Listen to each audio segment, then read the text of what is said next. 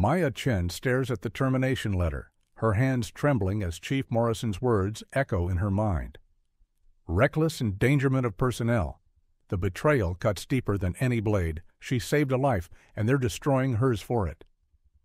Outside the fire station, reporters shove microphones in her face, their questions like daggers. Was it worth your career? One sneers. Maya's mother waits in the Honda, tears streaming down her weathered cheeks. The woman who taught Maya that helping others was sacred now watches her daughter branded a pariah. They drive home in silence, past the same neighborhood where Maya learned to care, where she still believes in doing what's right even when the world turns against you. The alarm clock's shrill cry pierces through Maya Chen's dreams at 5:47 a.m., dragging her from sleep like a fisherman's hook.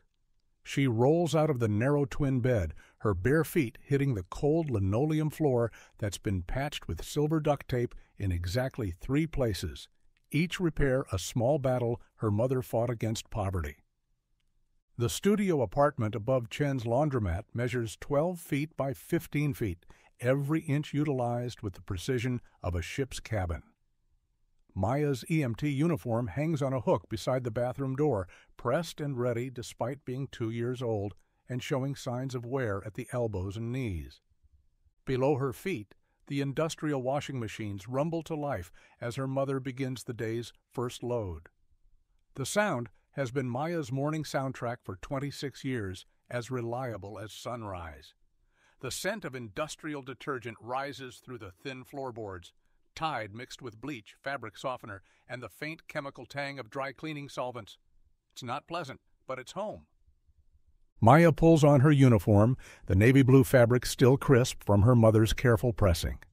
The shirt bears small holes where her badge has been pinned and removed countless times, tiny scars from 3 years of service. She clips her radio to her belt, checks her watch, and grabs her medical kit from the corner table that doubles as her desk and dining surface. Through the paper-thin walls, she hears Mrs. Rodriguez's baby crying. Little Miguel, 8 months old, whose mother works double shifts at the hospital cafeteria. The sound mingles with the rumble of washing machines, creating the urban symphony Maya has known her entire life. The mini refrigerator hums in the corner, its white surface yellowed with age and decorated with Maya's EMT certification, a photo of her father in his army uniform, and a grocery list written in her mother's careful handwriting. Inside, she finds a container of pork dumplings still warm from Lin Chen's late-night cooking session. Lin Chen has worked in the laundromat for 16 years, ever since Maya's father died in Afghanistan. She starts at 5:30 a.m. and rarely finishes before 9 p.m., her hands perpetually stained with detergent and her back permanently curved from bending over machines.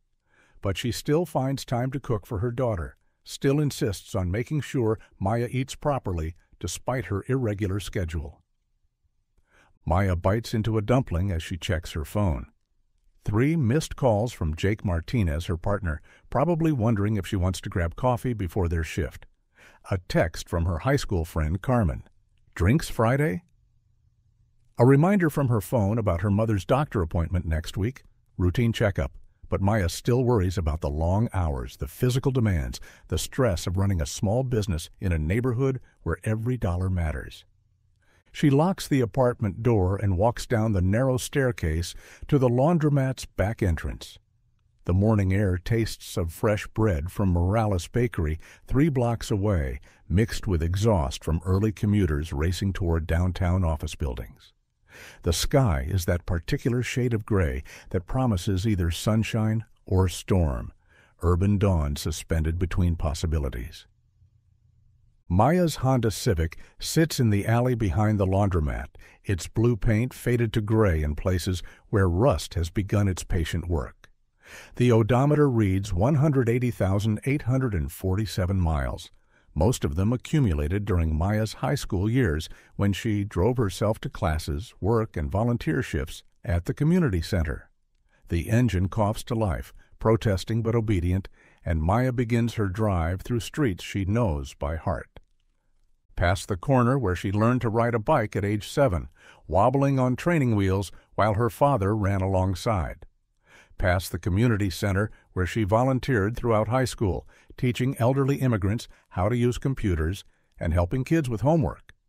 Past the vacant lot where she and Carmen used to play basketball until the street lights came on and their mothers called them home. This neighborhood raised her, shaped her, taught her that ordinary people could do extraordinary things if they cared enough to try. The houses are small, the yards smaller, but every block contains stories of struggle and triumph, of families making the best of limited resources, of communities taking care of their own. Maya's radio crackles to life before she reaches the fire station, the dispatcher's voice cutting through the morning quiet. Unit 47, respond to industrial accident, corner of 5th and Maple. Adult male, possible burns. She hits the lights and siren, muscle memory guiding her through the response protocol she's performed hundreds of times. The construction site spreads across 2 city blocks, concrete and steel rising toward what will eventually become luxury condominiums. Workers in hard hats cluster around a man seated on a pile of lumber, his left forearm wrapped in a makeshift bandage. Maya kneels beside him, her medical kit open on the dusty ground. The burn is superficial but painful, a welding accident, the kind of injury that happens when deadlines matter more than safety protocols. She applies cool compresses to the man's forearm while checking his vital signs and asking about his pain level. "You're going to be fine," she tells him, her voice carrying the same calm confidence her mother used when Maya scraped her knees as a child. "The burn isn't deep. Keep it clean, change the dressing twice daily, and see your doctor if there's any sign of infection." The man nods gratefully, his eyes showing the relief that comes when pain recedes and professional competence takes charge. Maya has seen that look thousands of times, the moment when fear transforms into trust, when a stranger becomes someone who cares about your well-being. She completes her paperwork with practiced efficiency, noting the time, location, nature of injury, and treatment provided. Every call generates documentation that might someday be scrutinized by supervisors, lawyers, or insurance companies. Maya has learned to be thorough, accurate, and professional in all her records. The second call comes at 10:15 a.m. Chest pains at Sunset Manor, the assisted living facility where Maya has responded dozens of times over the past 3 years. The building is clean but dated, its hallways smelling of disinfectant and cafeteria food, its residents moving slowly through their daily routines. Eleanor Patterson, 78, sits in her faded floral armchair, one hand pressed to her chest, her face pale with worry. Maya checks her pulse, steady at 76 beats per minute, blood pressure normal, breathing regular, the classic presentation of anxiety rather than cardiac distress. I felt so alone," Eleanor whispers, her voice barely audible above the television playing a morning talk show. "My daughter was supposed to call yesterday, but she didn't. She has her own life, I know, but sometimes—" Maya sits beside the elderly woman, taking her hand. "It's not strictly protocol. EMTs are supposed to treat medical emergencies, not provide counseling. But Maya learned long ago that healing sometimes requires more than medical intervention." She spends 10 extra minutes with Eleanor, listening to stories about grandchildren who live across the country, about a husband who died 5 years ago, about the loneliness that gnaws at elderly people who outlive their friends and watch their families drift away. Maya's presence doesn't cure the isolation, but it acknowledges it, validates it, treats it as worthy of attention. "You're not alone," Maya tells her before leaving. "Call the front desk if you need someone to talk to. Call 911 if you have any more chest pains. And tell your daughter to call her mother more often." Eleanor manages a smile. "You're a good girl. Your mother raised you right." The third call arrives at 1:30 p.m., a fender bender at the intersection of Pine and 4th, 2 drivers standing beside their damaged vehicles while traffic backs up in both directions. Maya arrives to find a middle-aged woman in a business suit arguing with a college-aged man whose attention was focused on his phone instead of the road.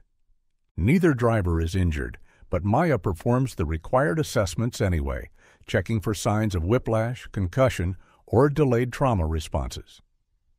The paperwork takes longer than the medical evaluation. Insurance forms, police reports, statements from both drivers explaining how the other person was clearly at fault. Maya has learned that car accidents reveal character in interesting ways. Some people become immediately apologetic, even when they're not at fault. Others turn aggressive, looking for someone to blame for their bad luck. These two drivers fall into predictable categories. The businesswoman is furious about the delay to her schedule, while the young man seems more concerned about explaining the accident to his parents than dealing with the immediate consequences. She completes her documentation and returns to the station for lunch, parking beside the familiar red brick building that has housed Engine Company 19 for 43 years. The building smells of diesel fuel, rubber, and the industrial soap used to clean equipment. Maya has eaten lunch here nearly every day for 3 years, sharing meals with firefighters, paramedics, and EMTs who have become her extended family. Captain Rodriguez stands at the front of the briefing room, his weathered face serious as he addresses the afternoon shift. He's 54 years old, a 30-year veteran who has seen the job change from simple emergency response to complex urban warfare against poverty, addiction, and social breakdown.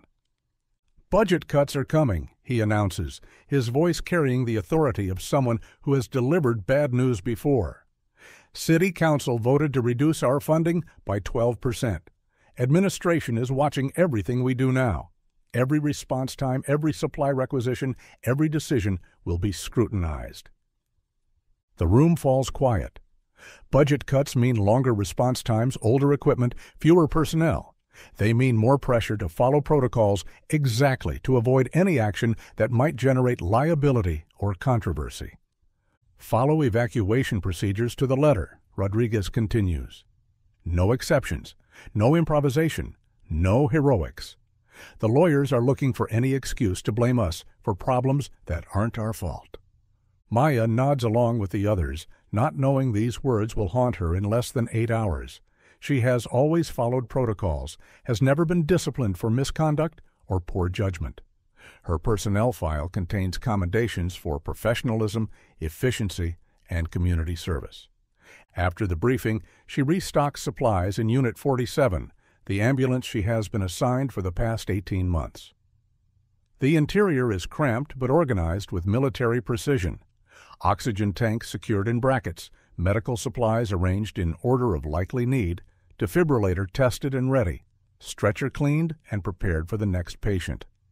Maya performs the equipment check she has done thousands of times, verifying that everything works, everything is present, everything is ready for whatever emergency might arise. The routine calms her. The precise placement of equipment, the mental checklist she runs through before every shift, the knowledge that she is prepared to help people in their worst moments. Her partner, Jake Martinez, slides into the driver's seat, unwrapping a gas station sandwich with the enthusiasm of someone who has learned to eat whenever food is available. Jake is 29, married with twin daughters, a former Army medic who brings military discipline to civilian emergency response. "Quiet day so far," he says, taking a bite of what appears to be turkey and cheese on white bread. Maya knocks on the metal dashboard. "Don't jinx it. You're superstitious now?" "I'm careful. There's a difference." Jake laughs. 3 years on this job, and you still believe in luck." "I believe in being prepared. Luck is what happens when preparation meets opportunity." They spend the rest of the afternoon on routine calls.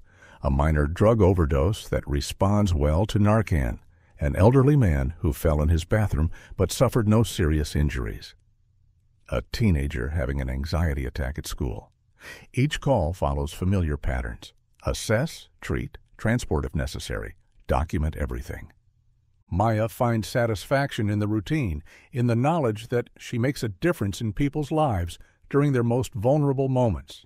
She's not saving the world, but she's saving individuals, one call at a time. In a neighborhood where resources are limited and problems are complex, that feels like enough. As evening approaches, Maya allows herself to hope that maybe they'll finish the shift without drama. Maybe she'll be home by midnight, able to grab a few hours of sleep before starting the cycle again.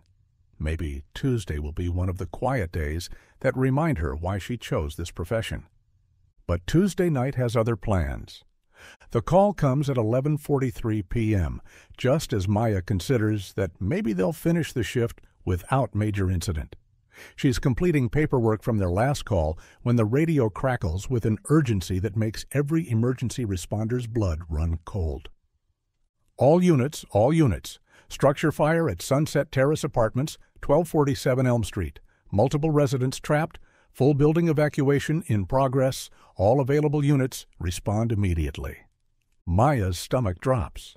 Sunset Terrace, the 4-story low-income housing complex where half her childhood friends still live, where elderly residents occupy tiny apartments on fixed incomes, where families crowd into spaces designed for smaller households, where some people have nowhere else to go even when their building burns around them. Jake hits the sirens and they race through mostly empty streets. The ambulances wail, echoing off darkened storefronts and closed businesses. Maya sees the orange glow 3 blocks away, then the column of black smoke rising like a pillar against the star-filled sky. The smell reaches them even before they arrive, burning plastic, wood, fabric, and worse things she doesn't want to identify. The scene hits Maya like a physical blow.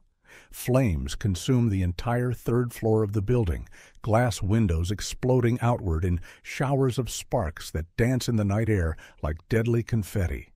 Heat radiates from the structure in waves so intense that Maya feels them even from across the street.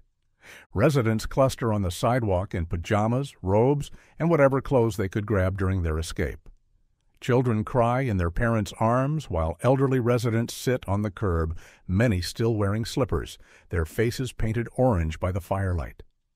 Maya recognizes faces from her childhood. Mrs. Tanaka from the corner store, the Rodriguez family, who lived 2 floors below her grandmother, teenagers she remembers from high school. Fire Chief Morrison's voice booms across the scene through his megaphone, competing with the roar of flames and the rumble of fire truck engines. All units maintain safe perimeter. Building structurally compromised. Evacuation only. No interior operations. Repeat, no interior operations. Maya and Jake join the organized chaos of emergency response. Firefighters drag hoses from multiple trucks, their streams of water seeming pitifully small against the inferno consuming the building's upper floors. Police officers establish crowd control barriers and interview residents to account for everyone who might still be inside. Paramedics triage the evacuees, treating minor injuries and smoke inhalation. Maya helps escort residents from the 2nd floor, which is still accessible but filling rapidly with smoke. The stairwell is treacherous, wet from fire hoses, dark from power failure, and thick with smoke that burns her lungs despite her protective mask. Each trip up and down feels like a journey through hell, the heat increasing with every step toward the upper floors. She guides Mrs. Tanaka down the stairs, the elderly woman moving slowly despite the urgency. At 73, Mrs. Tanaka has lived in Sunset Terrace for 12 years, ever since her husband died, and she could no longer afford their house in a better neighborhood. "My cats," Mrs. Tanaka keeps saying. "I couldn't find my cats." Maya doesn't tell her that pets rarely survive fires like this. Instead, she focuses on getting the woman to safety, one careful step at a time. The stairwell is crowded with other evacuees, emergency responders, and the chaos of people trying to save what they can from disaster. It's during her 3rd trip into the building that Maya hears it, a faint tapping sound from above, barely audible over the roar of flames and the shouts of firefighters. She looks up the stairwell toward the 3rd floor, where flames dance behind broken windows and smoke pours through the hallway like a river of poison. That's when she sees him. Walter Kowalski, 82 years old, stands at his apartment window on the 3rd floor, his silhouette wavering through the smoke like a ghost. He's waving weakly with one arm while using the other to support himself against the window frame. His movements are sluggish, uncoordinated, classic signs of smoke inhalation beginning to affect his nervous system. Maya's radio crackles with Chief Morrison's voice. All personnel evacuate immediately. Building integrity compromised. Repeat, all personnel out of the building now. She looks toward the exit where Jake waits with a group of evacuees. Safety protocols demand she leave immediately. Morrison's orders are crystal clear, backed by decades of experience and countless regulations designed to protect emergency responders from unnecessary risks. But Walter is still up there, alone, forgotten in the chaos. Maya keys her radio with hands that shake slightly from adrenaline and fear. "Command, this is Unit 47. I have visual on resident 3rd floor, apartment 3C, requesting backup for extraction." Morrison's voice snaps back immediately, cutting through radio chatter from multiple units. "Negative, Unit 47.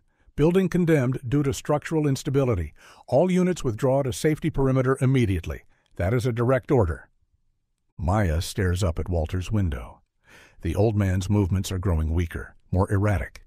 She knows the signs: carbon monoxide poisoning, oxygen deprivation, the beginning stages of respiratory failure. In her medical training, she learned that smoke inhalation kills more fire victims than burns.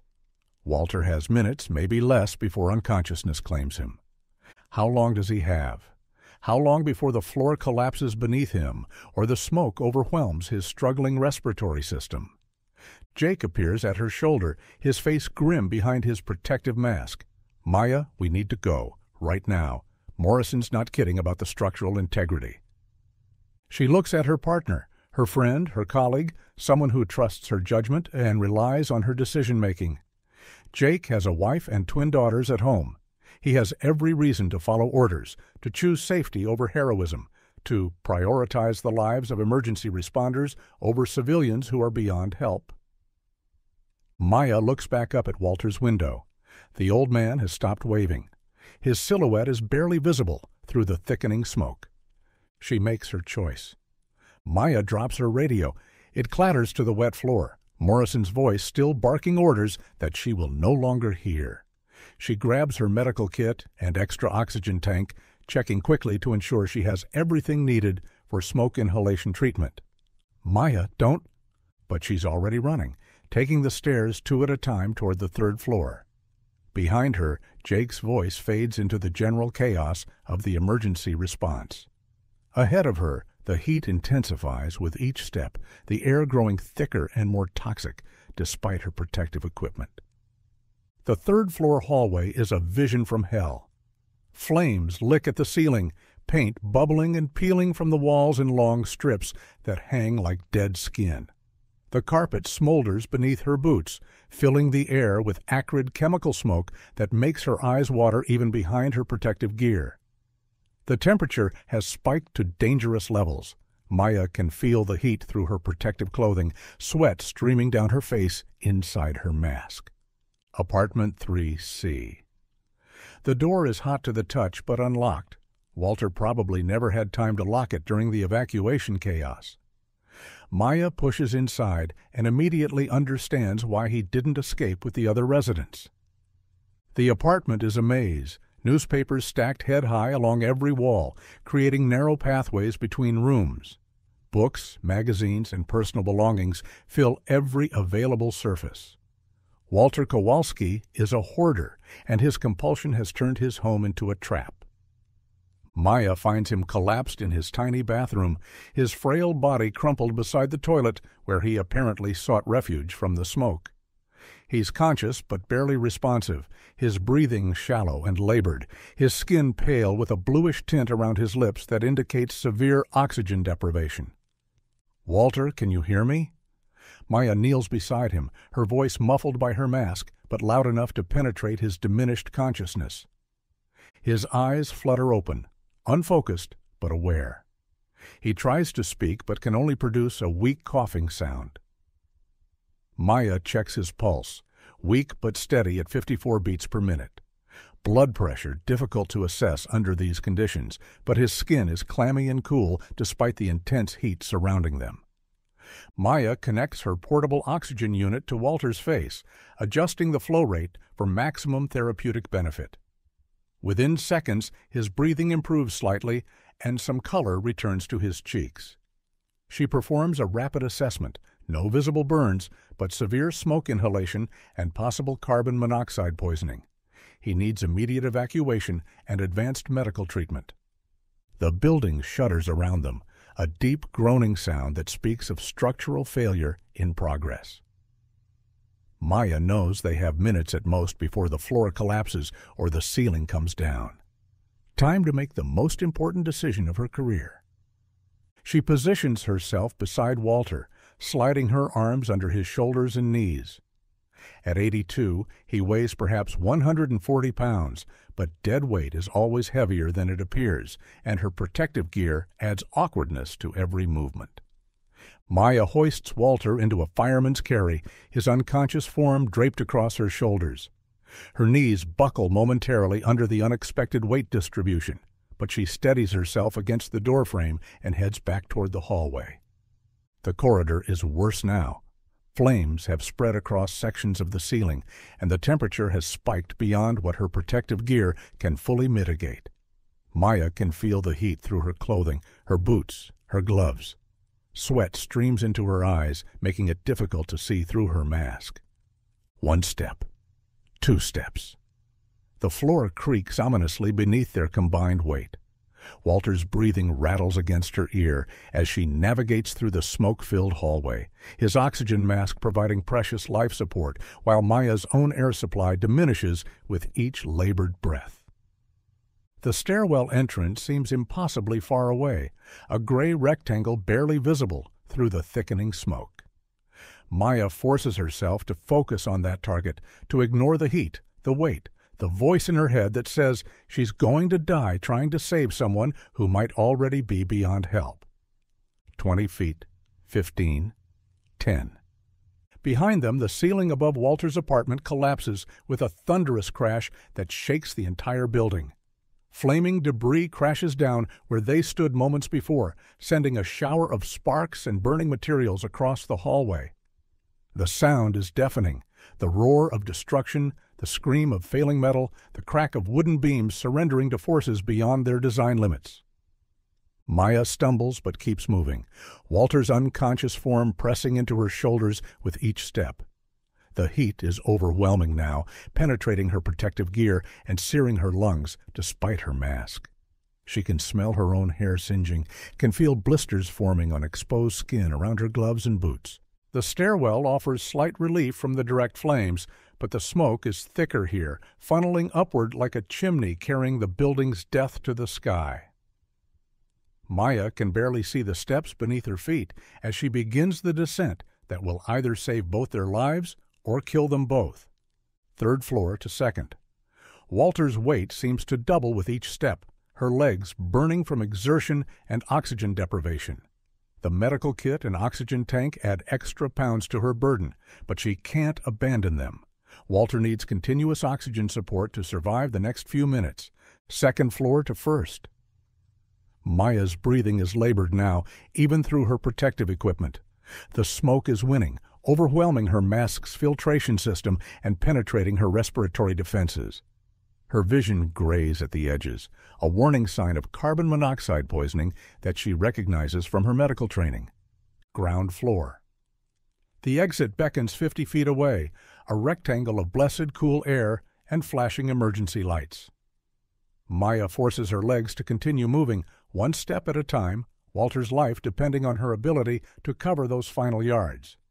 She emerges from the building, just as the 3rd floor's eastern wall collapses, windows exploding outward in a cascade of glass and flame that lights up the night sky like deadly fireworks. Maya stumbles forward, Walter still draped across her shoulders, and paramedics rush forward to help. "Get him to Memorial Hospital," she gasps, helping transfer Walter to a waiting gurney. Severe smoke inhalation, possible carbon monoxide poisoning, oxygen saturation critically low, vitals stable but weak, Needs immediate respiratory support and hyperbaric treatment if available. The paramedics work with practiced efficiency, checking Walter's vital signs while preparing him for transport. Maya watches as they load him into an ambulance, its sirens wailing as it disappears into the night toward the hospital's emergency room. As the adrenaline begins to fade, Maya finally allows herself to collapse against the side of her unit. Her hands shake uncontrollably as she removes her protective mask, gulping in the clean night air that tastes like freedom after the poisonous atmosphere inside the burning building. Her radio crackles at her feet where she dropped it. Jake retrieves it, his face a mixture of relief and concern. "Maya, you scared the hell out of everyone. Morrison is furious." Chief Morrison appears beside her ambulance, his face dark with fury and barely controlled emotion. Maya has never seen him this angry, not during budget meetings, not during equipment failures, not during the bureaucratic battles that plague emergency services.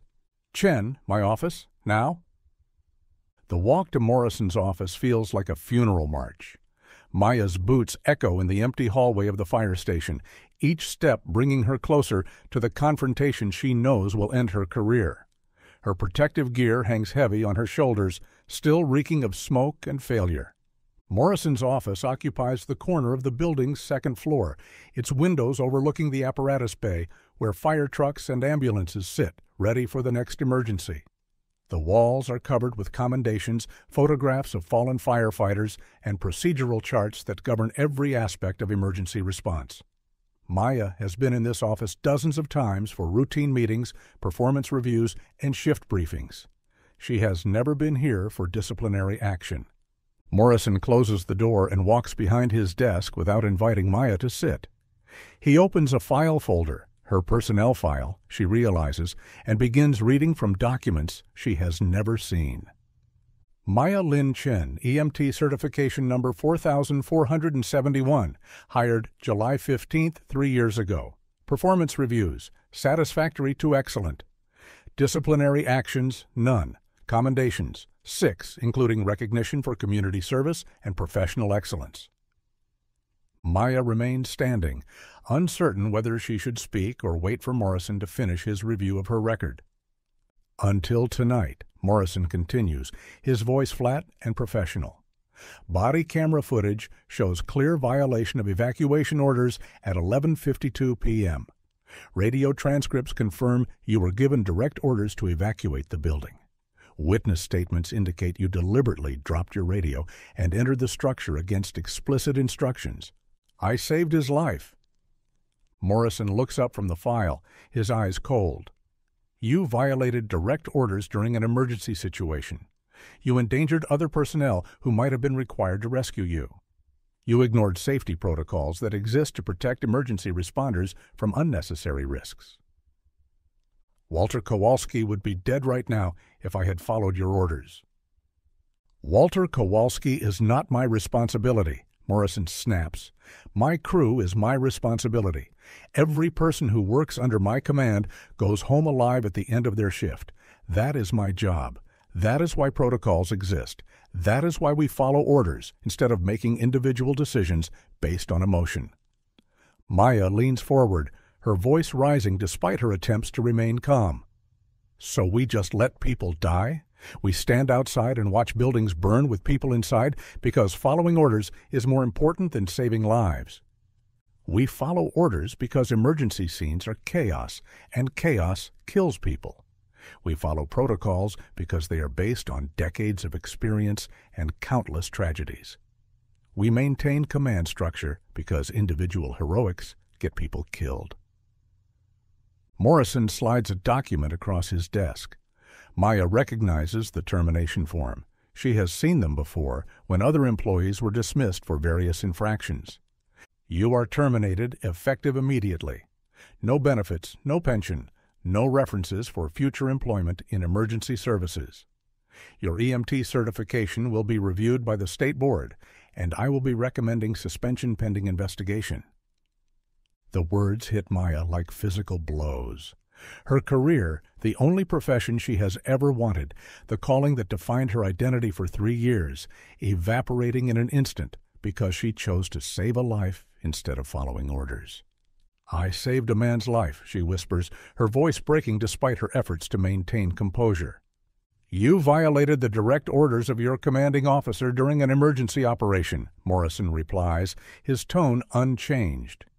"You placed other personnel at risk by forcing them to consider rescue operations for you. You ignored established safety protocols that exist for good reasons." Maya stares at the termination document. Her name is already typed in the appropriate spaces, the bureaucratic language cold and impersonal. Gross misconduct, willful violation of safety procedures, endangerment of personnel. "Sign the document, Chen. Security will escort you out." Maya's hand shakes as she picks up the pen.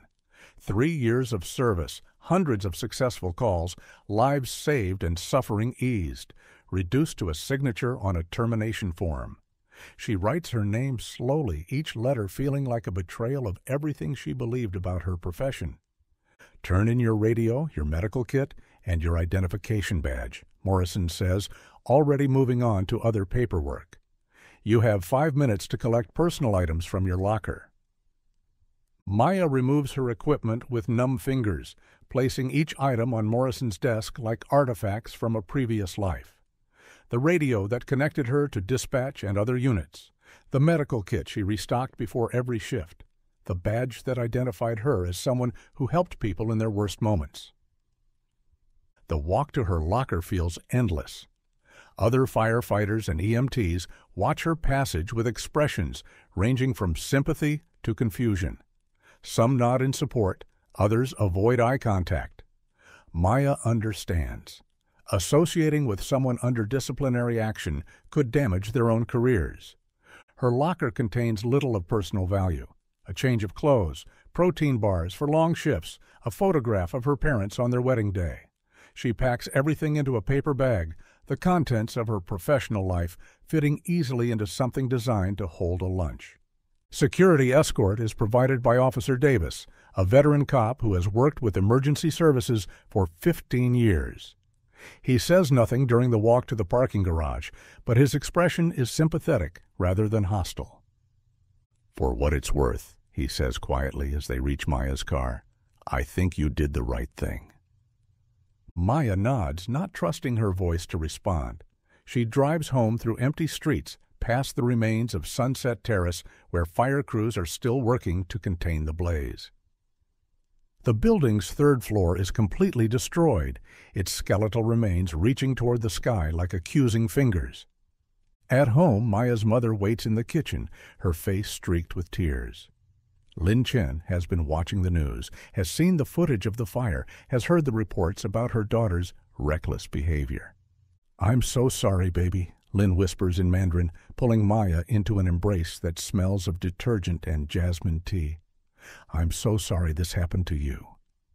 Maya allows herself to cry then, finally releasing the emotion she has held back since leaving Morrison's office. She cries for her lost career, for the unfairness of being punished for saving a life, for the uncertainty of what comes next.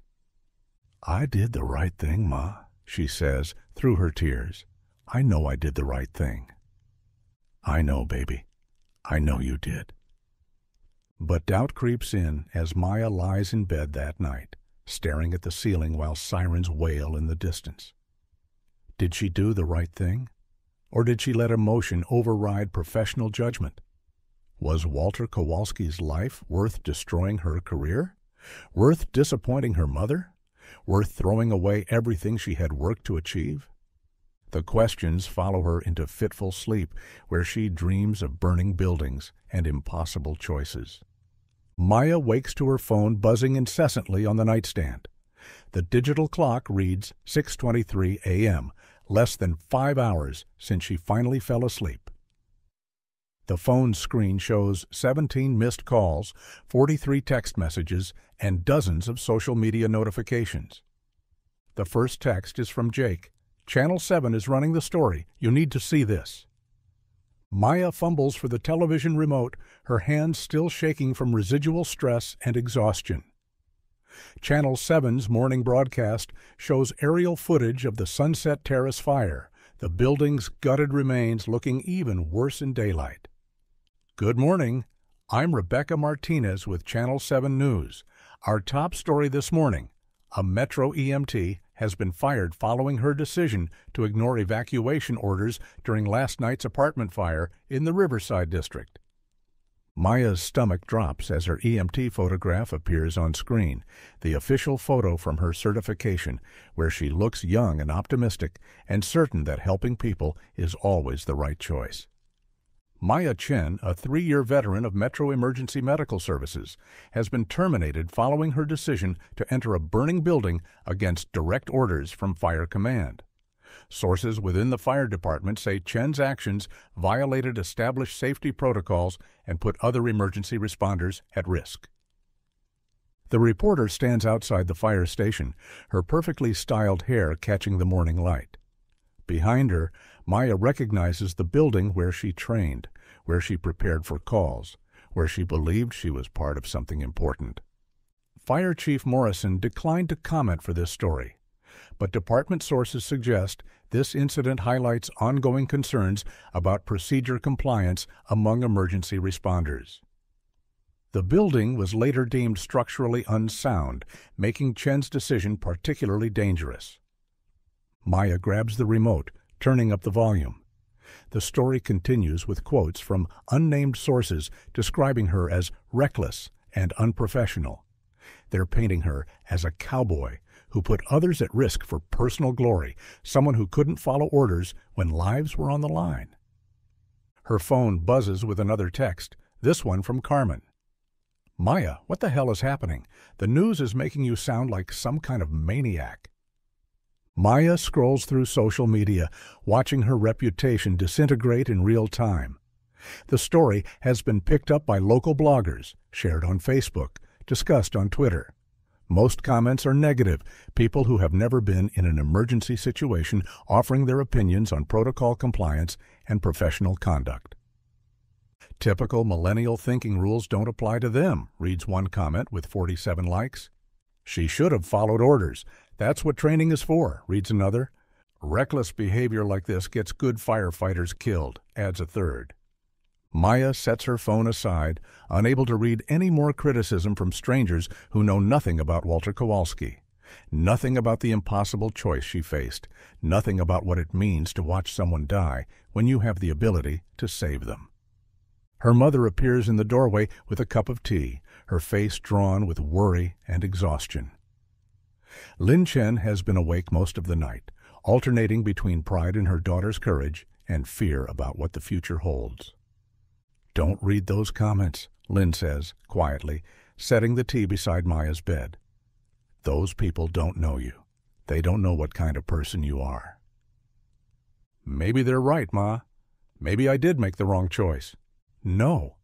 Lin's voice carries a firmness Maya hasn't heard since childhood. You saved a man's life. That is never wrong. Maya's phone rings again. This time, it's a number she doesn't recognize, but she answers anyway. Miss Chen, this is David Rodriguez from Channel 12 News. We'd like to interview you about the incident last night. We're particularly interested in your side of the story, since the fire department hasn't been very forthcoming with details. I'm not interested in talking to reporters. I understand your reluctance, but the public deserves to know what really happened. Were you really acting recklessly, or were you trying to save someone's life? Maya hangs up without responding. Within minutes, her phone rings again. Different number, different reporter, same request. Local news stations, newspaper journalists, even a producer from a cable news show. Word is spreading beyond the immediate area, turning her personal tragedy into public entertainment. By noon, Maya's EMT certification is under review by the state board. She receives an official letter by certified mail, its bureaucratic language informing her that pending investigation, she is suspended from all emergency medical activities. Even if another service wanted to hire her, which seems unlikely given the media coverage, she can't legally work as an EMT. Her mother closes the laundromat early, the closed sign hanging crookedly in the window as neighbors whisper and stare. Maya watches from her apartment window as Mrs. Rodriguez hurries past without making eye contact, as the mailman delivers mail without his usual friendly wave, as the community that raised her treats her like a pariah. The isolation is devastating. For 3 years, Maya's identity was tied to her job, her sense of purpose connected to helping people in crisis. Now she's unemployed, unemployable, and branded as someone who can't be trusted to follow orders. She spends the afternoon applying for jobs online, retail positions, restaurant work, anything that doesn't require emergency services experience. Most applications ask about previous employment, reasons for leaving, and whether the applicant has ever been terminated for cause. Maya stares at the computer screen, trying to figure out how to explain her situation without sounding defensive or reckless. Why did you leave your last position? I was fired for saving someone's life. Sounds bitter and self-serving. I violated safety protocols during an emergency. Sounds like an admission of guilt. There was a difference of opinion regarding proper procedures. Sounds evasive and dishonest. Maya closes the laptop without completing any applications. Who would hire someone whose last job ended in termination for insubordination? Who would trust her judgment after she'd been publicly labeled as reckless? That evening, she walks through her neighborhood, past houses where she used to babysit, past the corner store where she bought candy as a child, past the playground where she learned that life wasn't always fair, but that good people tried to help anyway. Most residents avoid eye contact, but Mrs. Tanaka approaches her outside the rebuilt community center. I want to thank you, the elderly woman says quietly, for helping me out of the building last night, and for what you did for Walter. You know Walter? He's been my neighbor for 8 years. Good man, but very proud, never asks for help, never complains, never bothers anyone. Mrs. Tanaka pauses. He would have died if you hadn't gone back for him. The news says I was being reckless. The news doesn't know Walter. They don't know what kind of person would risk everything to save a stranger. Mrs. Tanaka pats Maya's arm. You did the right thing, dear. Don't let them convince you otherwise. Maya returns home to find more missed calls from reporters, more social media notifications, more strangers offering opinions about her character and judgment. She turns off her phone and goes to bed early, hoping that tomorrow the story will fade and she can begin figuring out what to do with the rest of her life. But Tuesday night's events are just beginning to unfold. Maya wakes to a sound she has never heard before, the thunderous roar of helicopter rotors directly overhead, so loud it rattles her windows and drowns out the noise from the laundromat below. The digital clock reads 7:15 a.m., exactly 24 hours after she carried Walter Kowalski from the flames. She stumbles to the window and peers through the blinds. 3 news helicopters circle her building like mechanical vultures, their cameras aimed at her apartment. On the street below, reporters cluster around news vans, their equipment creating a small city of cables, lights, and satellite dishes. Maya's phone, which she turned off the night before, buzzes back to life with dozens of notifications. But these messages are different. Excited, congratulatory, celebratory. Maya, you're a hero. Check the news, texts Carmen. Holy shit, you saved a war hero, messages Jake. Mom crying happy tears watching Channel 7, reads a text from her high school friend Lisa. Maya fumbles for the television remote, her hands shaking as she searches for news coverage. Channel 7's morning broadcast shows a completely different story than yesterday's report. Good morning. I'm Rebecca Martinez with Channel 7 News. Our top story this morning: new information about the EMT fired for rescuing an elderly man from yesterday's apartment fire reveals that Walter Kowalski is a decorated Korean War veteran who saved 23 American soldiers during one of the conflict's bloodiest battles. Maya's mouth falls open as historical footage fills the screen. Black and white images of young soldiers in Korea, followed by a photograph of Walter in his army uniform, barely recognizable as the frail man she carried from the burning building. Sergeant Walter Kowalski, now 82, was awarded the Bronze Star with Valor for his actions during the Battle of Chosin Reservoir in November 1950. According to military records obtained by Channel 7, Sergeant Kowalski repeatedly exposed himself to enemy fire to evacuate wounded soldiers from an overrun position. The story continues with interviews from military historians, veterans advocates, and former soldiers who served in Korea. They describe the Battle of Chosin Reservoir as one of the most brutal engagements of the war, fought in sub-zero temperatures against overwhelming Chinese forces. What Sergeant Kowalski did in 1950 was extraordinary, explains Dr. Patricia Williams, a military historian from the State University. He saved nearly 24 American lives under the most difficult conditions imaginable. The fact that he needed saving himself last night and that a young EMT was willing to risk her career to help him seems almost poetic. Maya's phone rings with another unknown number.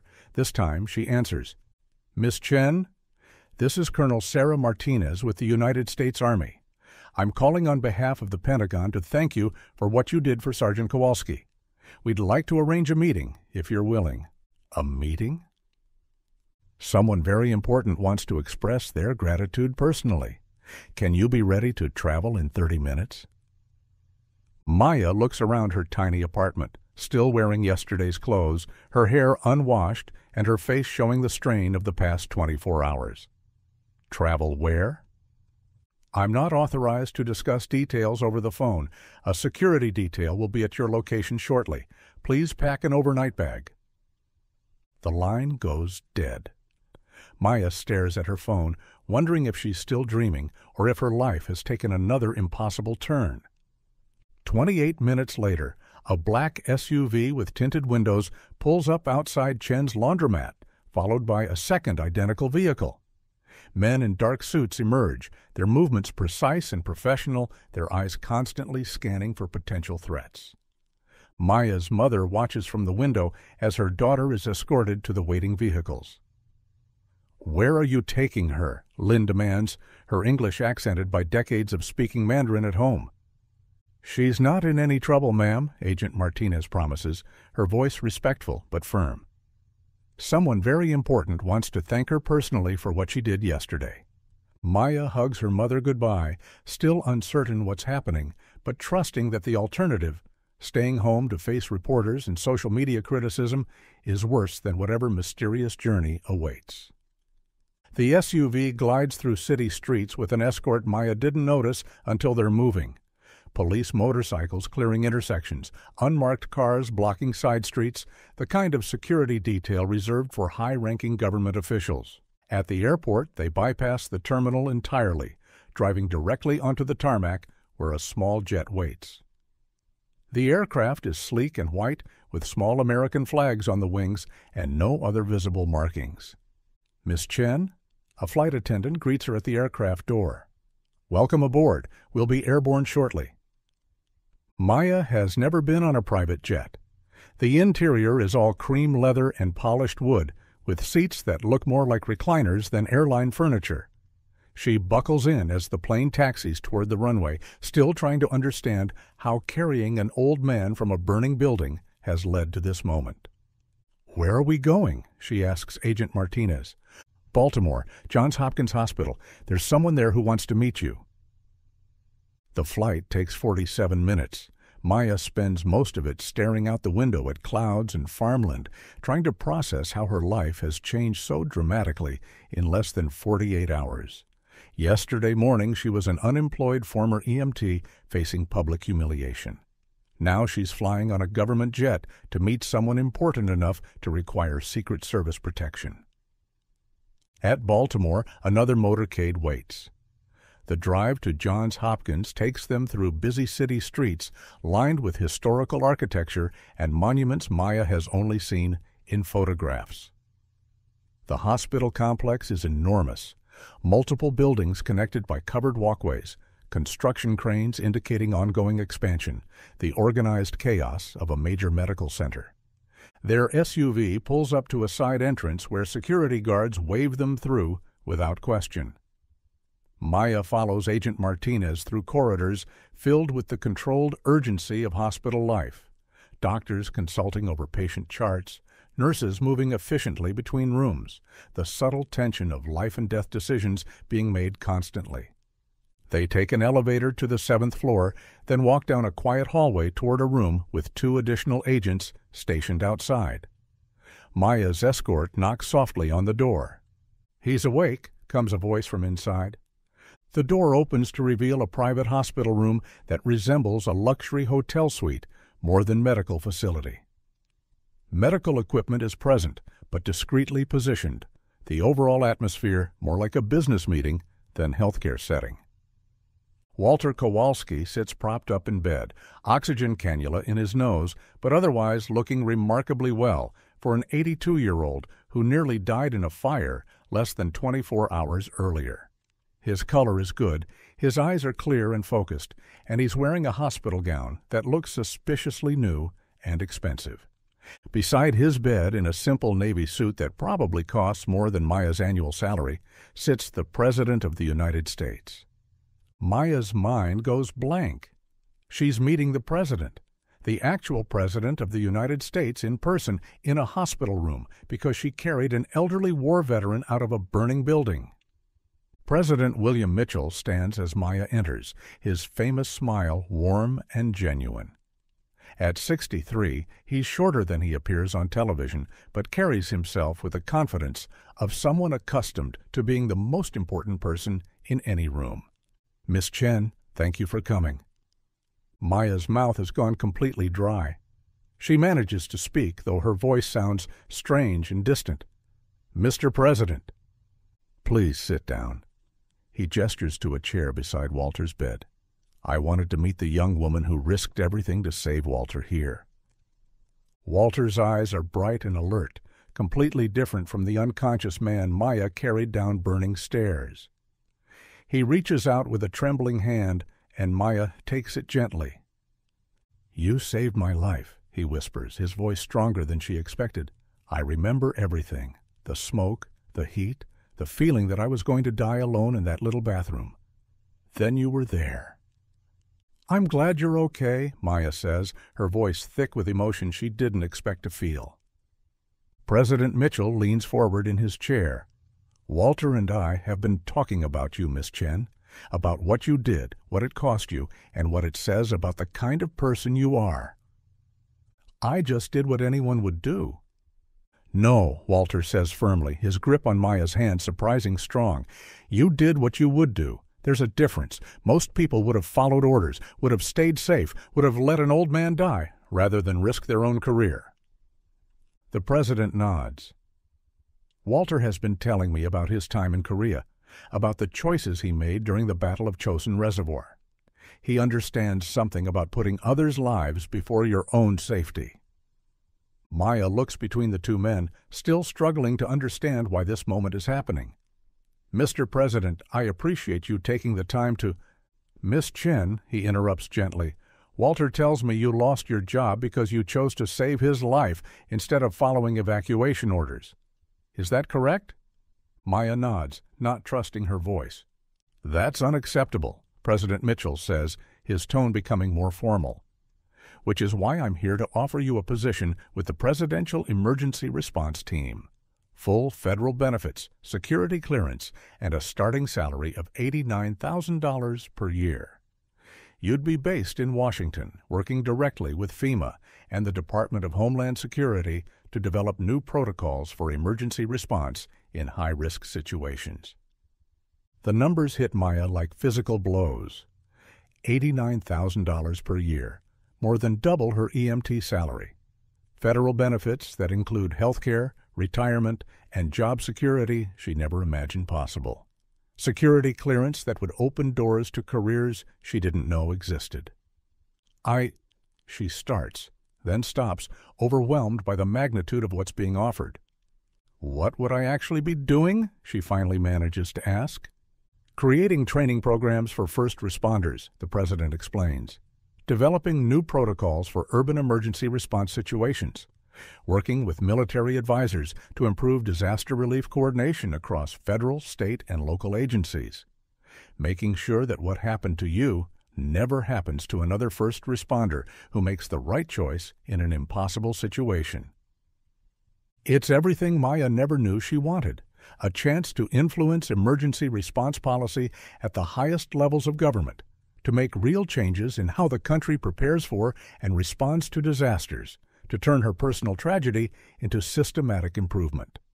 But something nags at her as she considers the offer, a voice in the back of her mind asking questions she's not sure she wants to answer. "Mr. President," she says slowly, "what about people like Walter? People who live in places like Sunset Terrace, who don't have advocates or connections or news stories about their military service?" President Mitchell raises an eyebrow, clearly not expecting this response. "What do you mean?" "I mean, Walter is a decorated war hero, and that's why this story matters to people now. But what if he'd just been an 82-year-old man with no military record? What if he'd been undocumented or homeless or mentally ill or just ordinary? Would I still be sitting here? Would anyone care that he needed help?" The president considers this question, his expression thoughtful. "What are you suggesting?" Maya looks at Walter, then back at the president. "I'll take the position, but with conditions. I want to establish a foundation, the Walter Kowalski Foundation for Emergency Response in Underserved Communities. I want to use my salary and whatever platform this gives me to train EMTs and paramedics specifically for rescue operations in low-income areas. Places where people are forgotten, where response times are slower, where residents don't have the resources to evacuate quickly." Walter squeezes her hand approvingly. "I like that idea very much."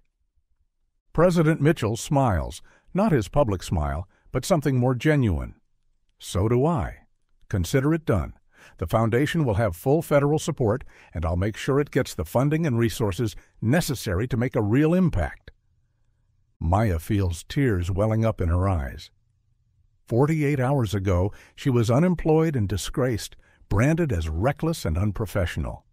Now she's being offered a chance to change emergency response policy across the entire country, with the full backing of the federal government. "There's one more thing," she says, her voice gaining strength. "I want to go back to Sunset Terrace when it's rebuilt. I want the Foundation's first training center to be there, in my neighborhood, where this all started." "Why?" the president asks, genuinely curious. "Because that's where people like Walter live. That's where they need help the most. And that's where I learned that ordinary people can do extraordinary things if they care enough to try." 6 months later, Maya stands in front of a crowd of reporters, neighborhood residents, and government officials as Walter Kowalski, fully recovered and walking with only a slight limp, approaches the ribbon stretched across the entrance to the Walter Kowalski Foundation Training Center. The facility occupies the ground floor of the rebuilt Sunset Terrace apartment complex, its modern glass windows and professional signage a stark contrast to the low-income housing above. But the contrast is intentional. Maya insisted that the center be integrated into the community it serves rather than isolated in some distant office building. The morning air is crisp with autumn's arrival, carrying the scent of fresh concrete and new beginnings. Maya wears her new federal identification badge, Presidential Emergency Response Team, Senior Policy Advisor, but she's chosen to dress in simple clothes that wouldn't look out of place in her old neighborhood. "Today, we're not just opening a training center," Maya says into the microphone, her voice carrying across the assembled crowd. "We're making a promise to communities like this one, that when disaster strikes, when buildings burn, when emergencies happen, the people who live here won't be forgotten." The crowd includes faces Maya recognizes from her childhood. Mrs. Tanaka, the Rodriguez family, teenagers who grew up playing in these streets. But it also includes federal officials, news crews, and policymakers who have traveled from Washington to witness what they're calling a new model for emergency response training. The Walter Kowalski Foundation Training Center will train 200 EMTs and paramedics per year, specializing in emergency response for elderly residents, disabled individuals, immigrants who may not speak English fluently, and other vulnerable populations, often overlooked during disasters. The curriculum includes specific protocols for low-income housing, cultural sensitivity training, and techniques for gaining trust with residents who may be hesitant to interact with authority figures. Maya has spent the past 6 months developing these programs with input from community leaders, medical professionals, and emergency response experts. The federal position gave her access to resources and expertise she never could have accessed as a local EMT, but she's used that access to focus on the places and people most in need of help. The irony isn't lost on her. Losing her job for saving Walter's life led to a position where she can help save thousands of people like Walter. Walter approaches the microphone as the crowd quiets. At 82, he moves more slowly than before the fire, but his voice carries the same authority that once commanded soldiers in Korea. 6 months ago, I was just an old man living alone in a small apartment, he begins, his words clear and strong. I thought I'd been forgotten by the world, that my life didn't matter to anyone, but Maya Chen reminded me that heroes don't always wear uniforms or carry weapons. Sometimes they wear the same clothes as everyone else, but they have hearts big enough to risk everything for a stranger. He pauses, his eyes finding Maya in the crowd. This foundation isn't just about emergency response. It's about seeing people, really seeing them, and believing that every life has value, every person deserves to be saved, every community matters, regardless of income or status or background. The crowd applauds as Walter cuts the ribbon with oversized scissors, the red fabric falling away to reveal the center's entrance. Local news crews capture the moment, but Maya notices they're also interviewing residents, asking about their experiences and needs and hopes for the future. The story is no longer about her. It's about them. Inside, the training center bustles with activity. The main classroom can accommodate 40 students equipped with the latest medical simulation equipment and emergency response technology. Smaller rooms provide space for specialized training, cultural competency classes, and community outreach programs. The basement houses a unique feature, a full-scale replica of a low-income apartment building, complete with narrow hallways, multiple families per unit, and the kind of obstacles EMTs encounter in underserved communities. Trainees will learn to navigate language barriers, cultural differences, and the complex social dynamics that affect emergency response in these areas. Maya gives tours to federal officials, explaining how the program addresses gaps in traditional EMT training. Most emergency response education focuses on suburban and middle-class scenarios, single-family homes with clear access routes, patients who speak English and trust authority figures, situations where resources are readily available. But half the emergencies in this city happen in places like Sunset Terrace, Maya explains to a group of FEMA administrators. Apartment buildings where hallways are crowded with personal belongings, where residents may be undocumented and afraid to call for help, where language barriers prevent effective communication during crises. The training program addresses these challenges directly. Students learn basic Spanish, Mandarin, and Arabic phrases for emergency situations. They practice gaining trust with vulnerable populations. They study the social and economic factors that affect how different communities respond to disasters. But the most important part of the curriculum is something Maya calls value-based decision-making, teaching EMTs and paramedics to see every person as worthy of help, regardless of their circumstances. We train people to follow protocols, Maya tells the FEMA group, but we also train them to recognize when protocols need to be adapted to save lives. The goal isn't blind obedience to rules, it's using professional judgment to help people in crisis. The program has attracted attention from emergency services across the country. Representatives from fire departments in Chicago, Los Angeles, and Miami have visited to learn about the training methods. The Department of Homeland Security is considering making cultural competency training mandatory for all federally funded emergency response agencies. Maya's phone buzzes with a text from her mother. "Proud of you, baby. Come home for dinner tonight. Made your favorite dumplings." Some things never change, and Maya is grateful for that continuity. Despite her federal position, despite the attention and opportunities that have followed the fire, she still lives in the apartment above Chen's laundromat. She still drives the same Honda Civic with 180,000 miles on the odometer. She still buys her morning coffee from the same corner store where she's been a customer for 20 years. The difference is that now she has a platform to help the community that raised her. As the day's events wind down, Walter lingers beside Maya as they watch the sunset paint the sky orange and pink above the rebuilt apartment complex. The building looks almost identical to its predecessor, but Maya knows it's different. Better construction, improved safety systems, multiple evacuation routes designed with elderly and disabled residents in mind. "Do you ever regret it?" Walter asks quietly. "Carrying me out of that building? Losing your job? All the chaos that followed?" Maya considers the question, looking out at the neighborhood that shaped her, the community that supported her through the darkest period of her life, the people who still need someone to advocate for their safety and well-being. "No," she says finally, "I'd do it again." Walter nods, understanding. So would I. 3 helicopters circle overhead, news crews documenting the foundation's opening. But this time, Maya waves back, knowing that the attention serves a purpose larger than herself. The real story isn't in those aircraft or on those broadcasts. The real story is here, in this neighborhood, in this moment, in the simple truth that ordinary people can do extraordinary things when they choose compassion over convenience, service over safety, and hope over fear. Maya Chen learned that lesson in a burning building on a Tuesday night.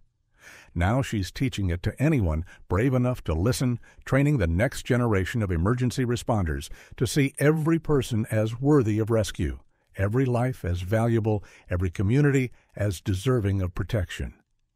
The helicopters disappear into the distance, carrying their stories to places Maya may never see. But the real work continues here, in the classroom and the community, where future EMTs and paramedics are learning that the most important tool in emergency response isn't medical equipment or communication technology.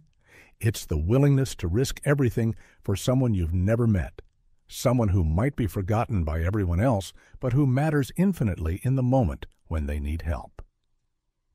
Maya checks her watch. Dinner with her mother starts in an hour, and Lin Chen's dumplings are worth more than any government salary or federal recognition. Some rewards can't be measured in dollars or prestige. They're found in the simple act of going home to someone who loves you, someone who taught you that helping others is sacred work, someone who still believes that doing the right thing is always worth the cost. As Maya walks toward her car, she passes the memorial wall the community installed outside the rebuilt Sunset Terrace. 23 names are etched in black granite, residents who died in fires, accidents, and medical emergencies over the past decade. People who might have been saved if emergency responders had been better trained to serve their community. At the bottom of the wall, a new plaque reads, "In memory of those we lost, in honor of those who serve, in hope for those yet to be saved." Maya touches the plaque gently, feeling the weight of responsibility and possibility. Walter Kowalski's name could have been on this wall. Instead, he cut the ribbon on a training center that will prepare hundreds of emergency responders to save lives in communities just like this one. Sometimes the most important moments in life come disguised as impossible choices. Sometimes the bravest thing you can do is trust your heart when the whole world tells you you're wrong. Sometimes losing everything leads to finding something better than you ever imagined possible. Maya Chen learned all of these lessons in the space of 48 hours that changed her life forever. Now she spends her days making sure that other people, emergency responders and community members alike, understand that heroes don't always wear capes or uniforms. Sometimes they wear work clothes and carry medical kits and make split-second decisions that save lives and change the world, one rescue at a time. The Honda Civic starts on the second try. its faithful engine carrying Maya home through streets she has known all her life, past houses where her childhood friends still live, past the playground where she learned to dream about helping people in crisis, past the corner store where she bought candy with quarters saved from her allowance. Tonight she'll have dinner with her mother. We'll hear about the day's laundromat business and neighborhood gossip. We'll help plan the next community event at the training center. Tomorrow she'll return to work developing policies that will protect vulnerable people across the country. But right now, in this moment, Maya Chen is simply driving home through the neighborhood that taught her everything important about courage, compassion, and the sacred responsibility we have to take care of each other. The helicopters are gone, the reporters have packed up their equipment, and the federal officials have returned to Washington.